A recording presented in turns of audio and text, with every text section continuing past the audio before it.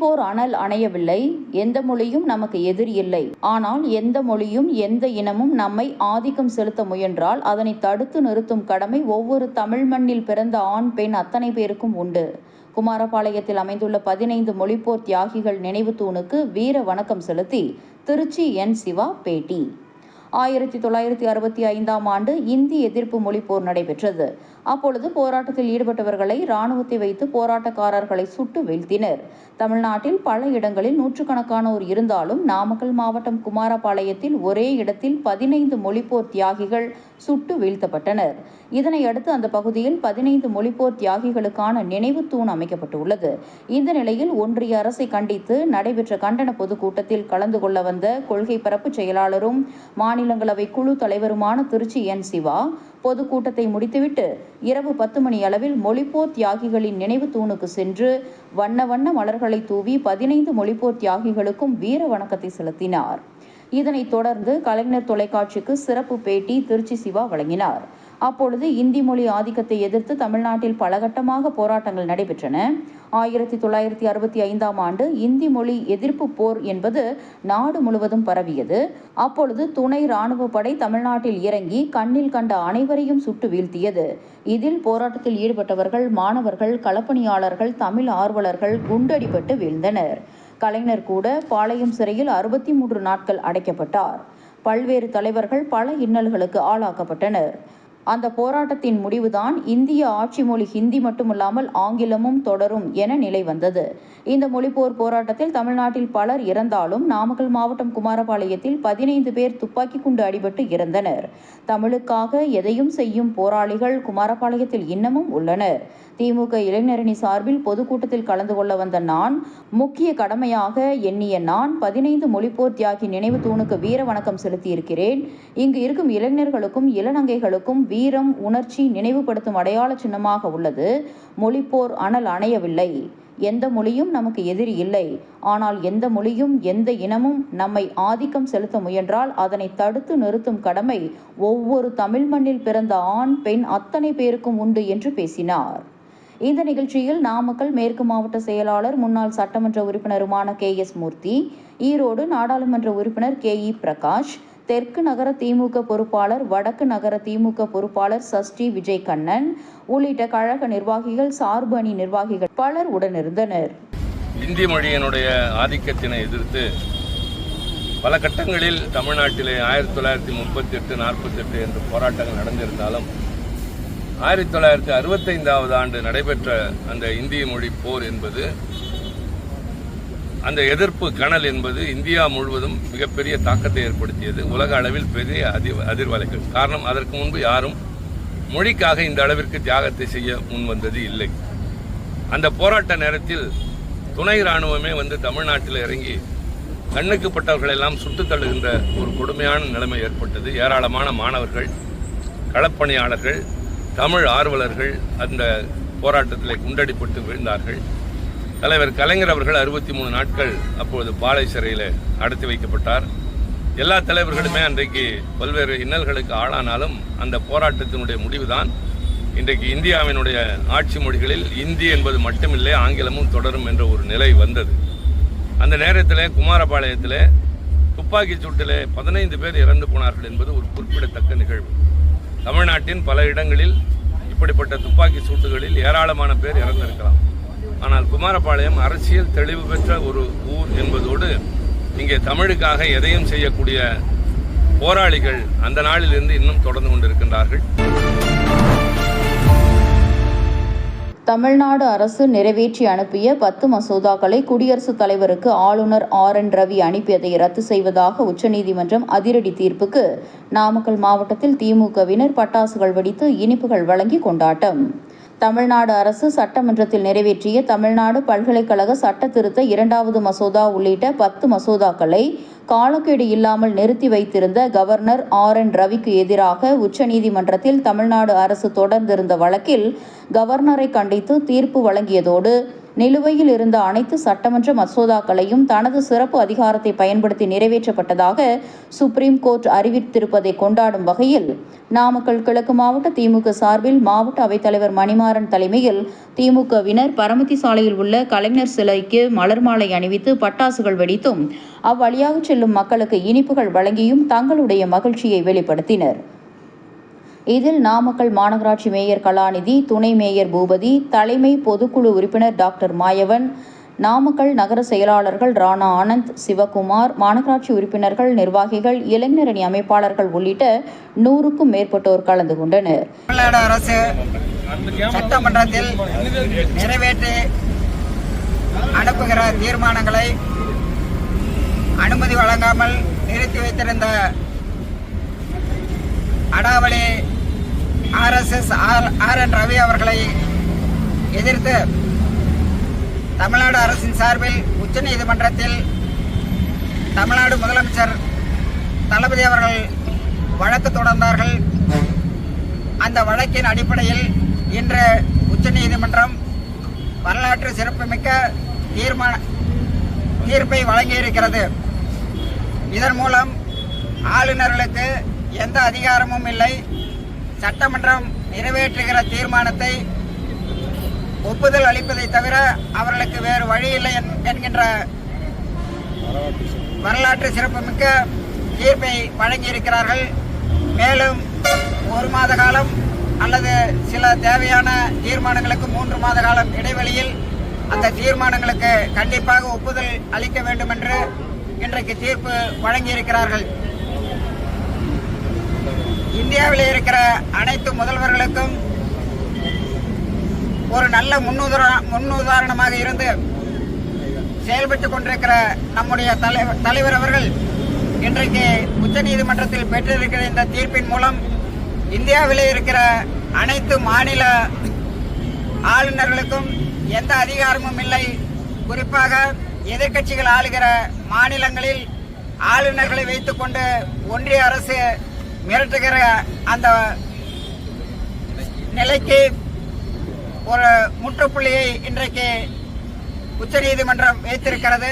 இதேபோன்று தமிழ்நாடு அரசு சட்டமன்றத்தில் நிறைவேற்றிய தமிழ்நாடு பல்கலைக்கழக சட்ட திருத்த 2வது மசோதா உள்ளிட்ட 10 மசோதாக்களை காலக்கெடு இல்லாமல் நிறுத்தி வைத்திருந்த கவர்னர் RN ரவிக்கு எதிராக உச்சநீதிமன்றத்தில் தமிழ்நாடு அரசு தொடர்ந்திருந்த வழக்கில் கவர்னரை கண்டித்து தீர்ப்பு வழங்கியதோடு நிலுவையில் இருந்த அனைத்து சட்டமன்ற மசோதாக்களையும் தனது சிறப்பு அதிகாரத்தை பயன்படுத்தி நிறைவேற்றப்பட்டதாக சுப்ரீம் கோர்ட் அறிவித்திருப்பதை கொண்டாடும் வகையில் திருச்செங்கோடு நகர திமுகவினர் நகர செயலாளர் கார்த்திகேயன், தலைமை செயற்குழு உறுப்பினர் நடேசன், மாவட்ட திமுக வழக்கறிஞர் அணி தலைவர் சுரேஷ் பாபு ஆகியோர் தலைமையில் பட்டாசுகள் வெடித்து இனிப்புகள் வழங்கி கொண்டாட்டம். மகளிர் அணியினர் உள்ளிட்ட 100க்கும் மேற்பட்டோர் கலந்து கொண்டனர். இந்த நிகழ்ச்சியில் மாவட்ட அமைப்பு சாரா ஓட்டுநர் அணி அமைப்பாளர் ராஜவேல், மல்லசமுத்திரம் பேரூர் கழக செயலாளர், பேரூராட்சி தலைவர் திருமலை, நகர்மன்ற உறுப்பினர் ரமேஷ் மற்றும் திமுக முன்னணியினர், மகளிர் அணியினர், இளைஞர் அணியினர் என பலரும் கலந்து கொண்டனர்.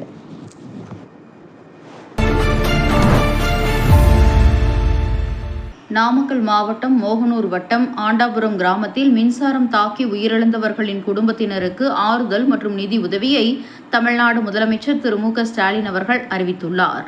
முதலமைச்சர் திரு மு க ஸ்டாலின் அவர்கள் தெரிவித்துள்ள இரங்கல் செய்தியில், நாமக்கல் மாவட்டம் மோகனூர் வட்டம் ஆண்டாபுரம் கிராமம் தெற்கு தெருவில் வசித்து வரும் திருமதி இளஞ்சியம் என்பவர் தனது மகன் வழி பேரன் சுஜித் மற்றும் மகன் வழி பேத்தி ஐவிழி ஆகிய மூவரும் நேற்று தங்களது தோட்டத்திற்கு சென்றபோது 6ஆம் தேதி அன்று இரவு காற்றினால் மின்கம்பிகள் சேதமடைந்து விவசாய நிலத்தில் இருந்த இரும்பு கம்பிவேலி மீது விழுந்த நிலையில் அந்த கம்பிவேலியை மேற்படி மூவரும் தொட்டபோது எதிர்பாராத விதமாக மின்சாரம் தாக்கியதில் மூவரும் சம்பவ இடத்திலேயே உயிரிழந்தனர். அந்த கம்பிவேலியை மேற்படி மூவரும் தொட்டபோது எதிர்பாராத விதமாக மின்சாரம் தாக்கியதில் மூவரும் சம்பவ இடத்திலேயே உயிரிழந்தனர் என்ற துயரகரமான செய்தியை கேட்டு மிகவும் அதிர்ச்சியும் வேதனையும் அடைந்தேன் என்றும், மேலும் இச்சம்பவத்தில் உயிரிழந்தவர்களின் குடும்பத்தினருக்கும் அவர்களது உறவினர்களுக்கும் எனது ஆழ்ந்த இரங்கலையும் ஆறுதலையும் தெரிவித்துக் கொள்வதோடு உயிரிழந்தவர்களின் குடும்பத்தினருக்கு முதலமைச்சரின் பொது நிவாரண நிதியிலிருந்து தலா 2 லட்சம் ரூபாய் வழங்கிடவும் உத்தரவிட்டுள்ளேன் என்றும் தெரிவித்துள்ளார்.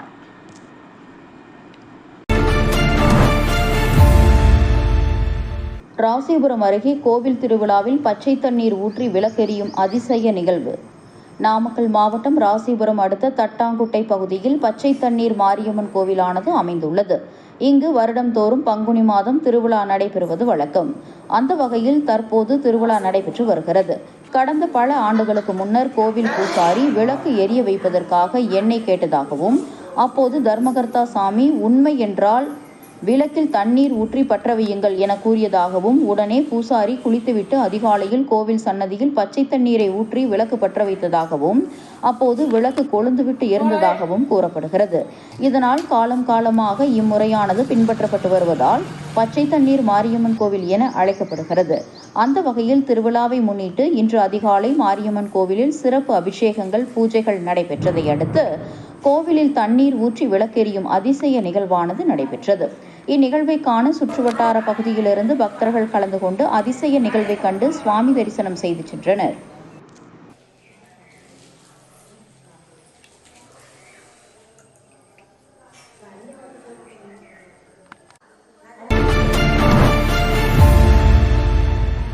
மோகனூரில் தனியார் பால் பூத்தில் பணியில் இருந்த பெண் பணியாளரை திசை திருப்பி 50,000 ரூபாய் ரொக்கம் மற்றும் 3/4 பவுன் நகையை திருடிச் செல்லும் CCTV கேமரா பதிவு வெளியாகியுள்ளது. நாமக்கல் மாவட்டம் மோகனூர் முத்துராஜா தெருவைச் சேர்ந்தவர் கோவிந்தம்மாள். அவர் மோகனூர் நகரில் உள்ள தனியார் பால் பூத்தில் பணிபுரிந்து வருகிறார். பால் பூத்திற்கு வந்த அவர் தனது பணியை துவங்கினார். அவர் பூத்திற்குள் வரும்போது தனக்கு சொந்தமான 50,000 ரூபாய் ரொக்கம் மற்றும் 3/4 பவுன் தங்க நகையை ஒரு பையில் போட்டு பூத்தில் இருந்த கல்லாப்பேட்டி அருகில் வைத்திருந்தார். இந்த நிலையில் மர்ம நபர் ஒருவர் அங்கு பால் வாங்குவதற்கு வந்துள்ளார். அவருக்கு பால் எடுப்பதற்காக கோவிந்தம்மாள் பூத்திற்கு உள்ளே சென்றுள்ளார். அப்போது உள்ளே வந்த மற்றொரு வாலிபர் கோவிந்தம்மாளை மறைத்தபடி நின்றார். சிறிது நேரத்தில் ஏற்கனவே வந்த மர்ம நபர் கோவிந்தம்மாள் பையில் வைத்திருந்த 50,000 ரூபாய் ரொக்கம், 3/4 பவுன் தங்க நகையை எடுத்து தனது பையில் போட்டுக்கொண்டு 2 பேரும் அங்கிருந்து வெளியேறிவிட்டனர். சிறிது நேரம் கழித்து பையை பார்த்த கோவிந்தம்மாள் தனது பணம் மற்றும் தங்க நகை திருடப்பட்டிருப்பதை கண்டு அதிர்ச்சி அடைந்தார். இந்த சம்பவம் அனைத்து பால் பூத்திலும் அமைக்கப்பட்டிருந்த கண்காணிப்பு கேமராவில் பதிவாகியிருந்தது. இது தற்போது வெளியாகி பரபரப்பை ஏற்படுத்தியுள்ளது.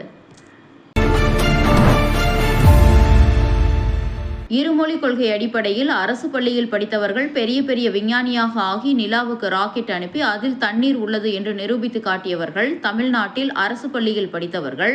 குமாரபாளையத்தில் ஒன்றிய அரசை கண்டித்து நடைபெற்ற கண்டன பொதுக்கூட்டத்தில் கழகத்தின் கொள்கை பரப்பு செயலாளர் திருச்சி என். சிவா பெருமிதம்.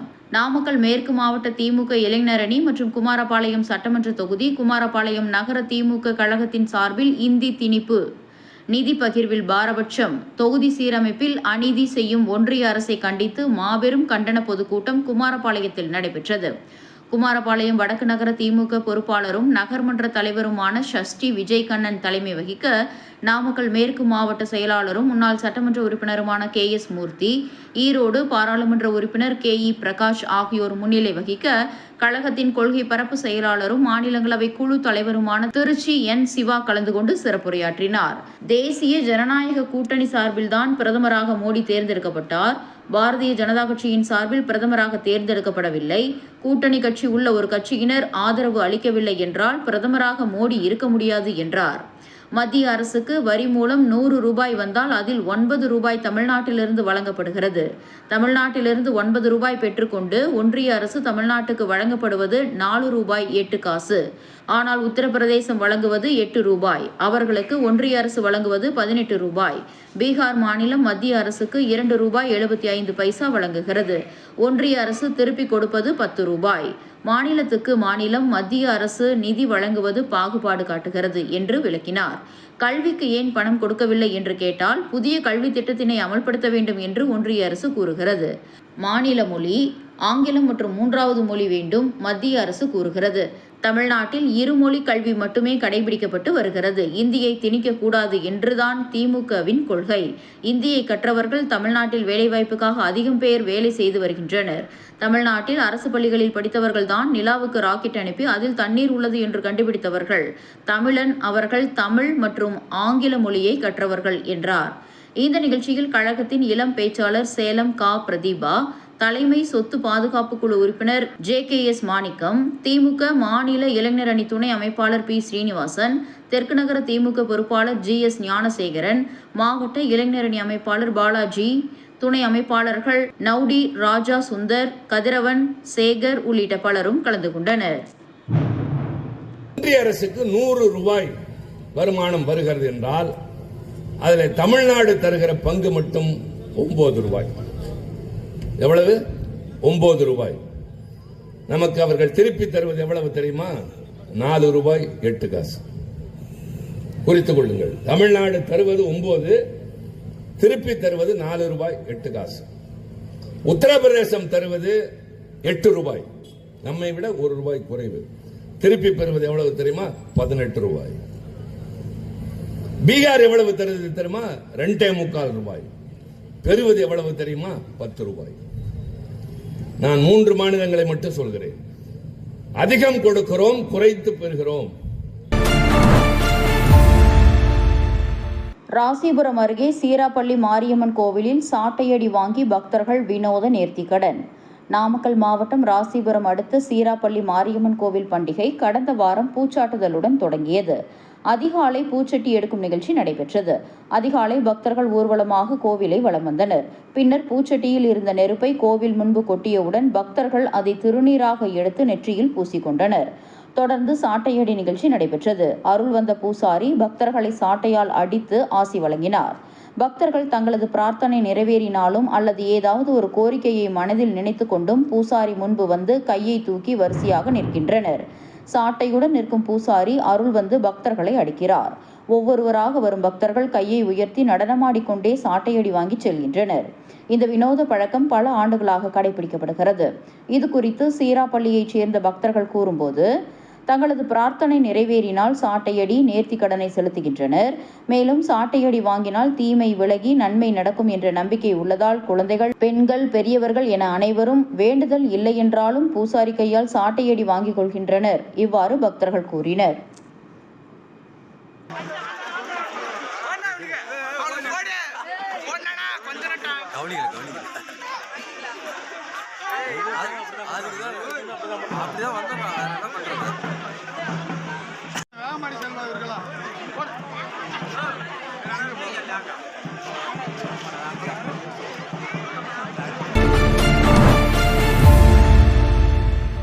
அருள்மிகு நரசிம்ம சுவாமி திருக்கோவில் திருத்தேர் திருவிழாவை முன்னிட்டு அனைத்து துறை அலுவலர்களும் ஒருங்கிணைந்து பாதுகாப்பு மற்றும் முன்னேற்பாட்டு பணிகளை மேற்கொள்ள வேண்டும்.